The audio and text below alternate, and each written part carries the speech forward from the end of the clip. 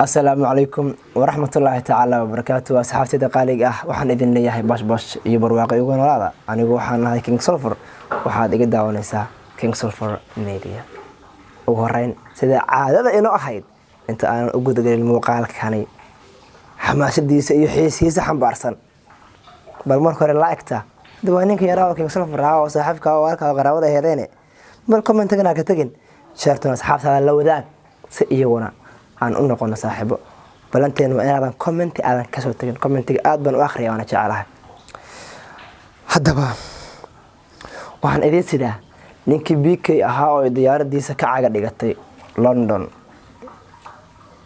Haddaba sida ku dhax haba ka caga dhigta muxumee walaalo talow ma wuxuu kala kulmi doonaa ceebtii aan wada ogeynay ee ka soo gaartay Nairobi mise waxay noqon doontaa meel ka meedhacay too dhanba ka tirtirta ee uu ku iloobo wixii tagay iyo hadaladii aan ka baranay ahaa mise Maxamed Masargeys Hargeysa iga badan talow sidaas muu hadi doonaa mise hadala ka maxamba lagu soo dhaweeyay isla markaasna. Haddaba aan dul istaagno kilib yar baan ka soo qaatay muuqaalka waa u yar dheeraa kilibkaas yarka ah waa intuu asaga hadlayay airborku ka dagay waa la soo dhaweeyay. Haddaba waxaan rabaa inaan idin kala hadlo qaabka loo soo dhaweeyay iyo sida jawiga uu ahaa inaan bal xoogaa ra'yigeygana aan ku darsado. Haddaba warninka BK ahaa u duulo London talow qaabka ay ahayd war ma heedaane ninku kabtiisa idin ma gasho. Hadda wuxuu sameeyay warninku Cigaal International Airport buu ka duulay wuxuu ku degay Cigaal International Airport oo London ku yaalo wallahi ibleen kabtaada xilin karin. Haddaba waxaad ogaataa Cigaalku hal maahe Cigaal waa labo Cigaale waa labo cidii aan aqoon waxaan leeyahay Cigaal International Airport waa airportka reer Somaliland. Haddaba sida loo soo dhaweeyay sida jawigu ahaa muuqaalka waxaan ka soo qaaday 22 second hadii aan qaldaleen laakiin inta 22 second aanan idin maqashinin waxaan rabaa inaan wax yar view kor idin ka siiyo. Horta waxa loo soo dhaweeyay sida loo soo dhaweyn lahaa qof fanaan ah oo la sharfaya. Waxa loo agaasimay sida loo agaasimi lahaa qof fanaan ah oo la jecel yahay. Waxa loo sooray sida loo soori lahaa qof fanaan ah oo la jecel yahay. Waxa loo hadlay sida loola hadli lahaa qof la jecel yahay oo la soo dhaweynayo.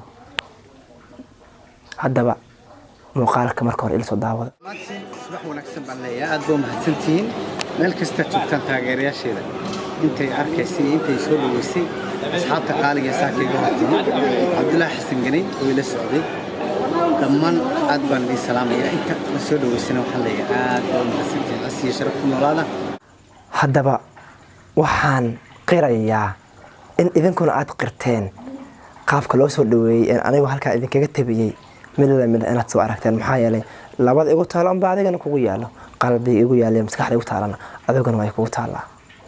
Haddaba maxay ka dhigan tahay soo dhaweynta inta la eeg baa isleedahay aniguna isleeyahay caalamkuna isdhihi karaan walaal qaali waxay ka dhigan tahay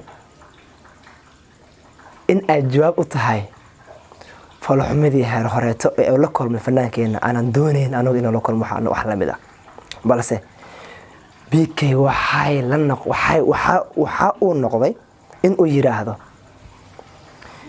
macna qalbiga ku yiraahdo taani waa mid iga dhaqaysa xaaladii hore aan la kulmay aniguna waxaan ku leeyahay tani waxay ka dhaqday ka masaxday xaaladii hore ee uu kala kulmay Nairobi cid aan la soconina Nairobi falaaxa ayuu kala kulmay anagu ma doonayno falaaxaad kala kulma may kulli umaleyn maayo inuu qof anaga naamada u doonayo.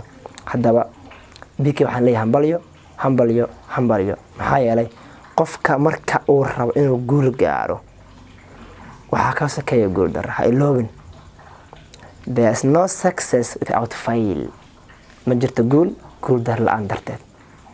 haddii aad qof iska guulaystay haddii la u toosiyay laakiin 99% guusha quruxdeeda inaad miraha soo gurato geed dheer baad rabtaa inaad miraha soo gurato maxaa ka horeeya gaar cid taqaana kaxar iyo waxa ka soo horeeyo qodaxi iyo inaad fuusho laga yaab inaad ka dhacday ilkaha ku weydo kadib aad gaarto haddaba waxaan leenahay bikay hambalyo qof walba halkan iga daawanaya waxaan leeyahay aad iyo aad baad ugu mahadsan tahay daawashada muuqaalkayga waxaan idiin ballan qaadayaa kommentiyada aad isoo dirteen qoraalada aad isoo dirteen ee magacyadiina ay ku xusan yihiin dhammaantiin qof walba magaca isoo diray in aan halkan ka soo muujin doono magaciisa iyo waxa weeyaan wax walba umuunad uu leeyahay ilaahay ma yidhin maalinta biri ah saacadu markay tahay gelinka dambe geeska Afrika waa ninkii King Solver ahaa oo ku leh salaamullaahi calaykum waraxmatullaahi tacaala